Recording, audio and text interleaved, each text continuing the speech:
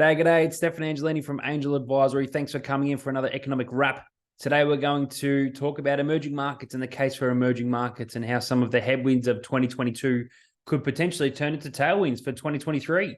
So some of the things we're looking at is the leading economic indicators that are providing some real support for these emerging markets.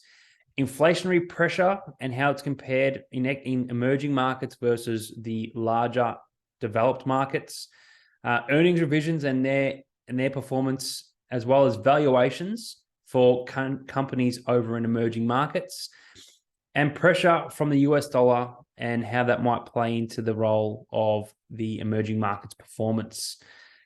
These are some of the things that we'll unpack in this episode. So if you want to listen to the full episode, head on over to our podcast, Spotify, or YouTube channel, search for Real Wealth with Stefan Angelini. Otherwise, if you're heading off, see you later. But for those staying on, here is a little disclaimer letting you know that this is just general information. Please don't consider it as personal advice. And if you want any personal advice, guess what? Go and speak to your licensed financial planner. Thanks a lot.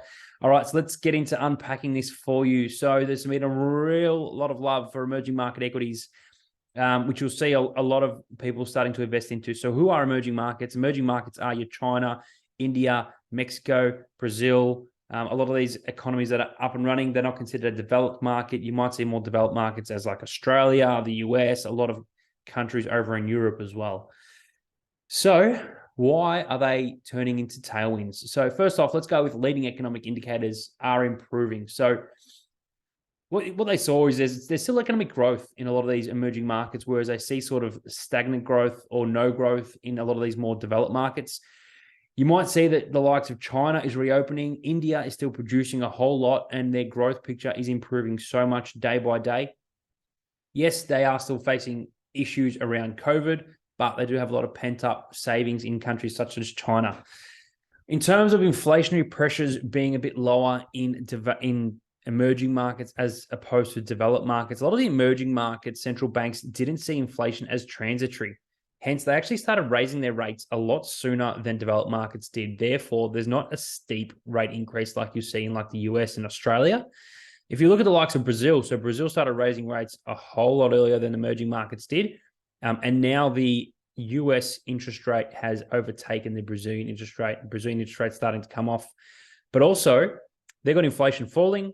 And a lot of these countries actually don't have an inflation issue, like China, who's been locked down for so long. Therefore, no one's been able to spend money. They've just been able to save money. With earnings revisions, they are signaled to improve to relative performance. So everyone thought that emerging markets were going to underperform quite dramatically, but now earnings were downgraded, but they're signaling to actually be a bit stronger than everyone expected, especially because performance is, things are starting to move offshore a bit more, and they're just becoming a lot bigger economic players. In terms of the valuations for a lot of these companies, because they're making more money, because inflation is lower, because local people are spending more money, but still the developed markets are turning to them, they're seeing cheaper companies in terms of price to earnings ratios, where you might find growth companies in countries such as the United States might trade on a high price to earnings ratio because they believe the stock price is going to keep increasing, revenues will grow, and eventually profits will follow. A lot of the valuations of big companies in some of these emerging markets are a lot cheaper from a valuation perspective, particularly China and India, especially in China, where a lot of their large cap companies and bigger companies got hammered throughout 2022 simply because of government regulations as well as the lockdowns in the local environment. Finally, what effect does the easing of the US dollar, the pressure from the US dollar? So they expect the US dollar to get a little bit weaker in terms of relative to the emerging markets. So it did hit a 20-year high in 2022. So with slowing US inflation, and that means there may be a weaker US dollar, weaker growth expectations over there.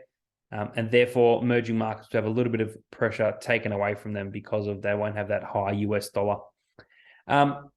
Hopefully, that's a good little summary of why there should still be a focus of emerging markets. Now, just remember that if you're investing out there, this is still a volatile asset class.